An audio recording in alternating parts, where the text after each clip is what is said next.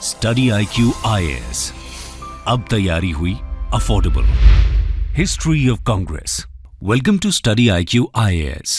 मेरा नाम है आदेश Singh. In my belief, Congress is tottering to its fall, and one of my great ambitions while in India is to assist it to a peaceful demise. दोस्तों, 28 दिसंबर 1885 में बनी Indian national Congress के लिए ये शब्द लॉर्ड कर्जन के थे। वही कर्जन जो 1905 में हुई बंगाल विभाजन का कारक था। हालांकि उस वक्त लॉर्ड कर्जन को अपनी ये बात काफी सोच परक लगी होगी, लेकिन ये बात भी सच है कि हमारे इंडिपेंडेंस स्ट्रगल में एक अहम भूमिका निभाने वाली इंडियन नेशनल कांग्रेस आज भी राष्ट्रीय स्तर पर भारत की दूसरी सबसे बड़ी पॉलिटिकल पार्टी के रूप में खड़ी है। यूं तो 1885 में इसके उद्गम से लेकर 1947 में भारत के आजाद होने तक कांग्रेस सिर्फ एक पॉलिटिकल पार्टी नहीं थी, बल्कि उस समय इसका कद इससे बहुत ऊंचा था। और इसका कारण यह था कि भारत के करोड़ों लोगों की उम्मीदें इसी पार्टी और इसके श्रेष्ठ नेतृत्व पर ही टिकी थीं कि यही वो माध्यम है जो उन्हें अंग्रेजों की गुलामी की बेड़ियों से आजाद कराएगी। अब उस समय इस पार्टी का क्या वजूद था, इसके बारे में तो हम सब ने बहुत डिटेल में पढ़ा है, पर क्या आप इस पार्टी के भारत की आजादी के बाद के सफर को जानते हैं? अब आप पूछेंगे कि भाई इस सफर में ऐसा क्या खास है, तो हम आपको बता दें कि ये सफर इसलिए खास है क्योंकि ये ऐसे उतार चढ़ाव से भरा है कि मानो कोई रोमांचक थ्रिलर फिल्म चल रही हो। अब आप ही बताइए, भारत के अब तक के 17 जनरल इलेक्शंस में से 7 में पूर्ण बहुमत और 3 अन्य में कोalition गवर्नमेंट बनाते हुए देश में 5 दशक से ज्यादा राज करने के बाद भी अगर आज इंडिया की इस ग्रैंड ओल्ड पार्टी के रेलेवेंस पर ही सवालिया निशान लगाए जाने लगे हैं, तो इसकी कहानी तो रोचक होगी ही। यही नहीं, बहुत से पॉलिटिकल साइंस एक्सपर्ट्स और एनालिस्ट्स का तो यहां तक मानना है कि आज की ये कांग्रेस वो कांग्रेस है ही नहीं जो 1885 में बनी थी। तो ऐसे में प्रश्न उठता है कि फिर ये कौन सी कांग्रेस पार्टी है, और अगर ये वो असली इंडियन नेशनल कांग्रेस नहीं है तो फिर असली INC का क्या हुआ? अब ऐसे में इन प्रश्नों का उत्तर देने के लिए हमारे लिए इस पार्टी के इतिहास को जानना बहुत जरूरी है। तो चलिए आज हम इंडियन नेशनल कांग्रेस के इसी सफर की बात करते हैं। लेकिन दोस्तों, उतार चढ़ाव से भरा कांग्रेस पार्टी का यह सफर किसी रोलर कोस्टर राइड से कम नहीं है। इसीलिए अपनी कुर्सी की पेटियां बांध लीजिए और चल पड़िए हमारे साथ इस रोचक सफर पर। Congress under Nehru, one man show. दोस्तों, 15 अगस्त 1947 में जब भारत आजाद हुआ, तब से लेकर 1951-52 में हुए फर्स्ट जनरल इलेक्शंस तक भारत की कंस्टिट्यूएंट असेंबली ही उसकी पॉलिसी मेकिंग लेजिस्लेटिव बॉडी का भी काम किया करती थी। ऐसे में इन जनरल इलेक्शंस में ही पहली बार आजाद भारत की जनता अपने मताधिकार का उपयोग करने जा रही थी।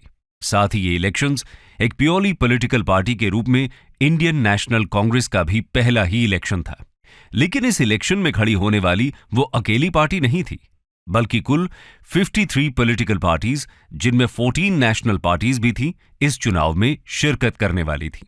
फिर भी जब इलेक्शंस का रिजल्ट आया तो वो सभी की आशाओं के अनुरूप ही निकला, क्योंकि भारतीय लोकतंत्र के इस पहले महाकुंभ में अपना वर्चस्व स्थापित करते हुए कांग्रेस ने 45% वोट्स और 489 सीट्स में से 364 सीट्स अपने नाम किए थे। यही नहीं, इसी दौरान हुए स्टेट इलेक्शंस में भी भारत के हर राज्य में भी कांग्रेस ने ही अपनी सरकार बनाई और यहां से कांग्रेस के राजनीतिक सफर की असली शुरुआत हुई। जब पहले इलेक्शन के बाद जवाहरलाल नेहरू प्राइम मिनिस्टर की गद्दी पर बैठे, तब कांग्रेस की बागडोर भी उन्हीं के हाथों में थी। जवाहरलाल नेहरू 1951 से लेकर 1954 तक कांग्रेस के प्रेसिडेंट रहे। यही नहीं, 1951 से लेकर 1964 में नेहरू के आकस्मिक निधन तक देश में कांग्रेस की ही लहर थी। देश में नेहरू की ऐसी फॉलोइंग थी कि नेशनल इलेक्शंस हों या राज्यों के स्टेट इलेक्शंस, सभी में अपने तमाम प्रतिद्वंद्वी पार्टीज के अगेंस्ट कांग्रेस अकेले ही मैदान मारती दिखाई देती थी। इसीलिए कांग्रेस के इस युग को हम नेहरू युग भी कह सकते हैं, क्योंकि चाहे देश की सोशलिज्म ओरिएंटेड इकोनॉमिक पॉलिसी हो या फिर फॉरेन रिलेशंस के लिए अपनाई गई नॉन अलाइनमेंट मूवमेंट की लैंडमार्क पॉलिसी, सभी में जवाहरलाल नेहरू की छाप साफ देखी जा सकती थी। यही नहीं, नेशनल और स्टेट दोनों ही जगह कांग्रेस का एक छत्र राज होने से इन दोनों के बीच अच्छा सामंजस्य था। जिससे इंडियन कॉन्स्टिट्यूशन में फेडरलिज्म संबंधी प्रावधान होने के बाद भी देश में एक तरह का यूनियनिज्म ही स्थापित था।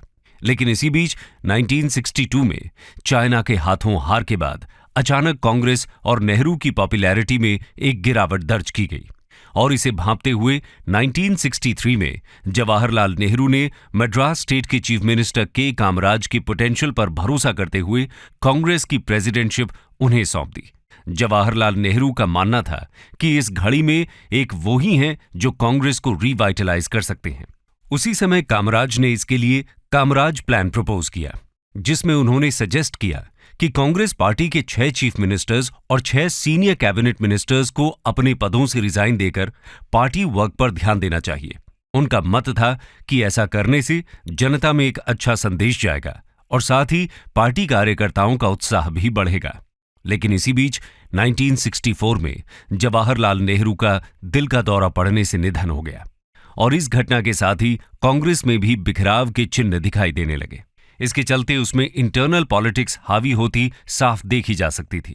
जहां अब सत्ता के खेल सिर्फ चुनावों तक सीमित नहीं रह गए थे, बल्कि कांग्रेस के भीतर भी शुरू हो चुके थे।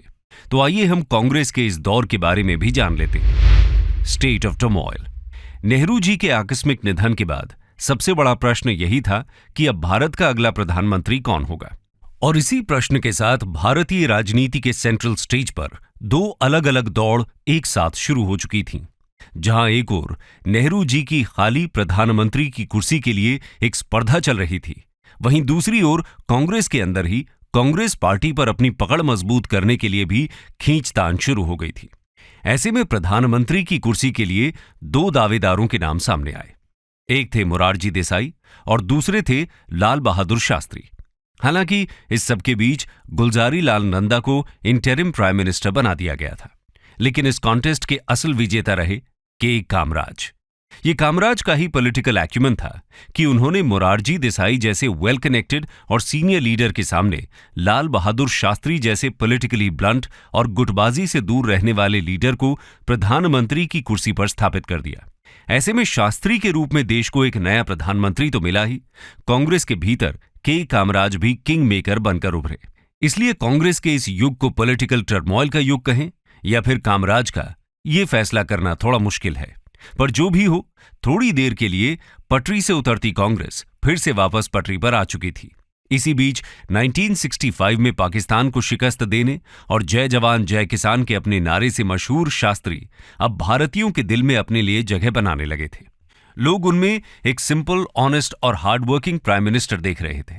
लेकिन इसी बीच जनवरी 1966 में ताशकंद में संदिग्ध हालातों में शास्त्री जी का निधन हो गया, जिससे भारत और कांग्रेस दोनों ही एक तरह से फिर वहीं पहुंच गए थे जहां वो 1964 में नेहरू जी के निधन के बाद थे। लेकिन जैसा हमने आपको बताया कि कांग्रेस का ये युग के कामराज का युग था, इसलिए ऐसे में कामराज ने फिर अपना जौहर दिखाते हुए मोरारजी देसाई की जगह इंदिरा गांधी को प्राइम मिनिस्टर की गद्दी पर स्थापित कर दिया। लेकिन इस बार फिर से ऐसा करना कामराज के लिए भी आसान नहीं था, जिस वजह से कांग्रेस के बहुत से वरिष्ठ नेताओं ने खुद को निग्लेक्ट किए जाने की वजह से कांग्रेस को अलविदा कह दिया और अपनी अलग पार्टीज बना ली। हालांकि कांग्रेस की इस मुख्य धारा से निकलकर बहुत से राजनीतिक दल बने, लेकिन इनमें चौधरी चरण सिंह की भारतीय क्रांति दल और बीजू पटनायक की उत्कल कांग्रेस मुख्य थी। कांग्रेस से अलग होते ये कद्दावर चेहरे और कांग्रेस के ही विघटन से बनती इन क्षेत्रीय पार्टियों ने ही इंडियन पॉलिटिकल स्फीयर को भी बदल कर रख दिया। जो कांग्रेस अब तक इंडिया में एक तरह से वन पार्टी सिस्टम चला रही थी, अब उसके लिए स्ट्रॉन्ग कंपेटिटर्स खड़े होने लगे थे, जो खासतौर पर स्टेट इलेक्शंस में कांग्रेस का रिप्लेसमेंट बनकर उभरे थे। ऐसे में कांग्रेस में लगातार होते इन बदलावों और देश के बदलते राजनीतिक परिवेश में कांग्रेस को जरूरत थी एक स्ट्रॉन्ग लीडरशिप की, जिस जरूरत को पूरा किया इंडिया की स्ट्रॉन्गेस्ट और most controversial prime minister Indira Gandhi ने। तो आइए अब हम कांग्रेस के इस इंदिरा युग के बारे में भी थोड़ा जान लेते हैं। Indira and aftermath. जिन हालात में इंदिरा गांधी की ताजपोशी हुई थी, कांग्रेस के लिए एकजुट रहना बेहद मुश्किल था, क्योंकि कांग्रेस की इस नई लीडरशिप के लिए न तो कांग्रेस के कन्वेंशनल लीडर्स तैयार थे और न ही जमीन पर इंदिरा जी की वैसी पॉपुलैरिटी थी। यही कारण था कि जहां एक ओर कांग्रेस में विरोध के सुर बुलंद हो रहे थे, वहीं दूसरी ओर 1967 में हुए जनरल इलेक्शंस में कांग्रेस की जीत के बाद भी उसका प्रदर्शन उसकी अब तक की इमेज से बिल्कुल उलट था। ऐसे में शायद अपनी इसी पॉपुलैरिटी को स्थापित करने के लिए इंदिरा गांधी ने कांग्रेस के भीतर ही लेफ्ट ग्रुप की संरचना की और साथ ही अपनी पार्टी के दिग्गज नेताओं के मशवरे से अलग अपने फैसले लेने शुरू कर दिए। जैसे प्रेसिडेंट ऑफ इंडिया के पद के लिए पार्टी की पसंद रहे नीलम संजीव रेड्डी की जगह इंदिरा ने वीवी गिरी का नाम प्रस्तावित किया। वहीं कांग्रेस पार्टी मेंबर्स की सलाह के विरुद्ध जाकर बैंक नेशनलाइजेशन के फैसले को हरी झंडी दे दी। इसी के चलते Congress party president S Nijalingappa द्वारा 12 नवंबर 1969 को इंदिरा को कांग्रेस पार्टी से निष्कासित कर दिया गया। लेकिन इस पर भी हार न मानते हुए इंदिरा गांधी ने इंडियन नेशनल कांग्रेस के अंदर ही अपना एक नया मोर्चा खोल दिया, जिसे नाम दिया कांग्रेस आर। वहीं दूसरी ओर ओरिजिनल कांग्रेस पार्टी को इंडियन नेशनल कांग्रेस ओ के नाम से जाना जाने लगा, जिसके प्रिंसिपल लीडर्स थे कामराज, मोरारजी देसाई, निजलिंगप्पा और एस.के. पाटिल। पार्टी के इस तरह दो गुटों में बंट जाने से इलेक्शन कमीशन ने दोनों दलों को अलग अलग मान्यता दे दी। जहां एक तरफ ओल्ड कांग्रेस को पार्टी का असली चुनाव चिन्ह यानी एक हल खींचता हुआ दो बैलों का जोड़ा ही चुनाव चिन्ह के रूप पर बना रहने दिया, और वहीं दूसरी ओर इंदिरा के फैक्शन को एक गाय और उसका बछड़ा इलेक्शन सिंबल के तौर पर मिला। फिर भी इन धुरंधर लीडर्स के बीच इंदिरा ने कांग्रेस पार्टी पर अपनी पकड़ और मजबूत कर ली, जिसकी वजह से ऑल इंडिया कांग्रेस कमेटी के 705 में से 446 मेंबर्स इंदिरा के साथ हो लिए। वहीं दूसरी ओर ओरिजिनल कांग्रेस पार्टी को केवल 65 एमपीज का ही समर्थन प्राप्त हुआ।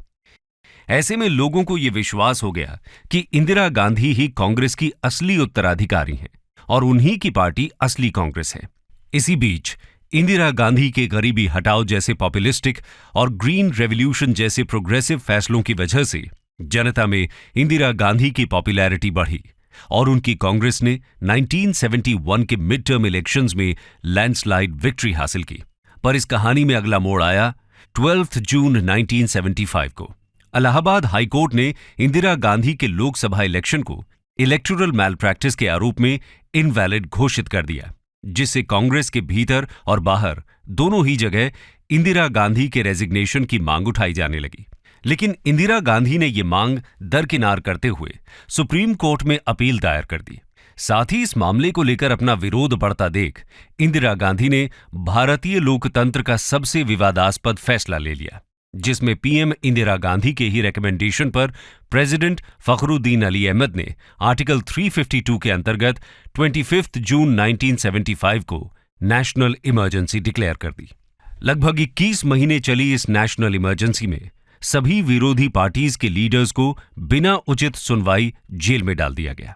यही नहीं, इंदिरा गांधी की स्टेट मशीनरी और खासतौर पर उनके बड़े बेटे संजय गांधी ने इंडियन मास के लीगल, पॉलिटिकल और डेमोक्रेटिक राइट्स तक की धज्जियां उड़ाकर रख दी। 23 मार्च 1977 को जब ये इमरजेंसी ऑफिशियली खत्म हुई और प्रिजनर्स को रिलीज किया गया, तो लोकसभा के फ्रेश इलेक्शंस होना लाजमी था, क्योंकि इमरजेंसी की वजह से लोकसभा का कार्यकाल ऑलरेडी 2 साल एक्सटेंड हो चुका था। ऐसे में मार्च 1977 में ही इलेक्शंस ऑर्गेनाइज करवाए गए, जिसमें जनता पार्टी के नाम से एकजुट हुए एंटी इंदिरा ऑपोजिशन पार्टीज ने लैंडस्लाइड विक्ट्री हासिल की। यही नहीं, इंदिरा गांधी अपनी लोकसभा सीट बचा पाने में भी नाकामयाब रहीं। ऐसे में यह माना जाने लगा था कि ये इंदिरा गांधी और कांग्रेस का अंत है।